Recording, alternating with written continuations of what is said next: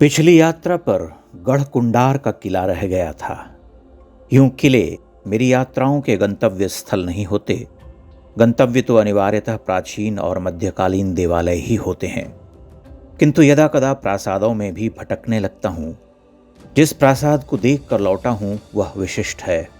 अब तक मैंने जितने किले देखे हैं उन सभी किलों में अन्यतम गढ़ कुंडार का गढ़न जितना सुघड़, विशाल और वैभवशाली है, उसकी भौगोलिक स्थिति भी उतना ही दिव्य है। झांसी खजुराहो के खूबसूरत रास्ते पर मौरानीपुर से पहले ही सड़क उतर जाती है। वहाँ उत्तर प्रदेश और मध्य प्रदेश गुत्थम गुत्था हैं।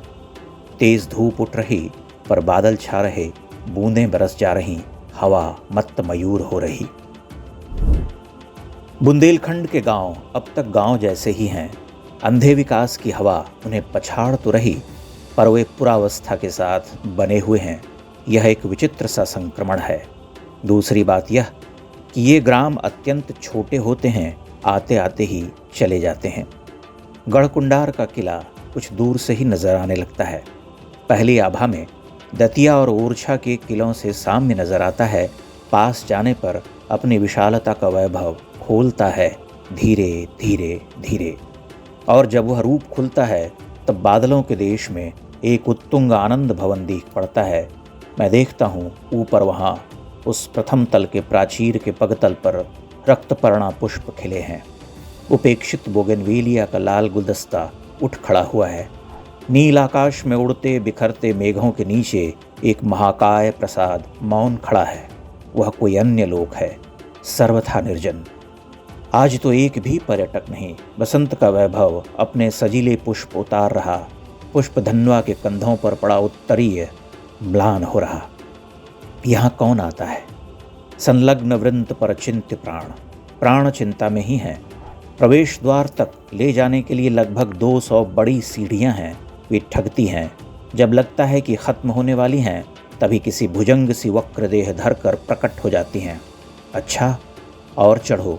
मैं चढ़ता चला गया। प्रवेश स्थल पर एक गार्ड महोदय मिले। 20 रुपए का टिकट कटाकर भीतर घुसा। मुख्य प्रवेश द्वार विहंगम है।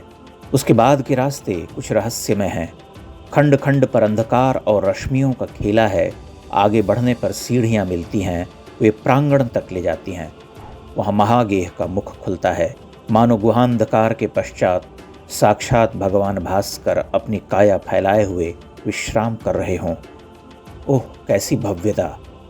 चतुर्भुजाकार गलियारों के ऊपर मुंडेरें और उन मुंडेरों के ऊपर कक्ष ही कक्ष, गवाक्ष ही गवाक्ष, सब बंधन मुक्त। व्योम को अपने वक्ष पर समेटे हुए वहाँ काल सोता है। युद्ध, रक्तपात, बलिदान, जय, पराजय और अंततः अप्रतिहत आस्था की कथाएं।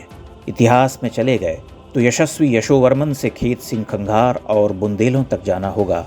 खंगारों ने इस किले से 200 वर्षों तक राज किया। खेत सिंह खंगार का नाम गौरव से लिया जाता है। इस बीच शतियों का समय बह गया है, इसलिए वर्तमान को बांधिए। गवाक्ष और गलियारे मोहते हैं। वहां खड़े होकर बुंदेलखंड का निर्जन प्रांतर देखिए। हरियाली और विस्तार तरंगित होकर छोटी छोटी पहाड़ियों के पार उतर जाते हैं। उस पार भी उनका ही विस्तार, उनकी ही भुजाएं, उनकी ही काया। निर्जन में पर्वत प्रहरी प्रेम कथा कहता है। अवनी है अनन्य, कोलाहल कहीं दूर है, सुनाई नहीं पड़ता। सरोवर का जल पड़ा हुआ है। छोटे छोटे पहाड़ अपने पांव डुबोकर समाधिस्थ हैं, जैसे उन्हें बाहर निकालना ही भुलाए बैठे हों। वहाँ समय ठहर गया है। कुछ शतियाँ अभी तक नींद से नहीं जागीं, वे वहीं रह गई हैं। स्वयं प्रकृति देवी ने कुछ परिवर्तन कर लिया है जो कि समझ में नहीं आता। तो क्या वे मूल रूप हैं?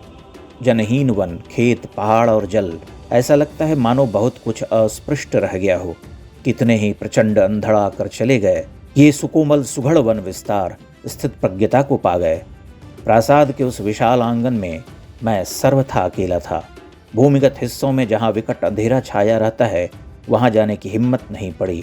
मैंने ऊर्ध्व मूल को देखा, नीचे की शाखाएं नहीं देखा। पत्ते और तने देखे, अनंत आकाश को देखा, फुनगियों पर बिखरा शोक अनुभव किया, लौट आया। यह यात्रा मूल रही। बाहर निकलते हुए एक वृक्ष की पत्रहीन शाखाओं को देखकर मन विकल हुआ। पतझर। किंतु देवता की सृष्टि में शोक के साथ ही सुख के चित्र विन्यस्त होते हैं। उस पत्रहीन नग्न गाछ की जड़ों के पास ही शोणित शाखाएं उठी हुई हैं। वही उपेक्षित बोगनवेलिया जो शत सहस्र गुलाबों से कहीं अधिक तेजस्वी था, उगा हुआ था, बसंत लाल रंग में गाता था। कविवर की पंक्तियां याद आ रही थीं। आवृत सरसी उर स्वर्ण शस्य अंचल पृथ्वी का लहराया। पृथ्वी का अंचल लहराता था, गढ़कुंडार का किला गाता था, धन्यवाद धन्यवाद। जहाँ से बसंत रूठ कर चला गया, वहाँ भी वह आता है, आता रहेगा।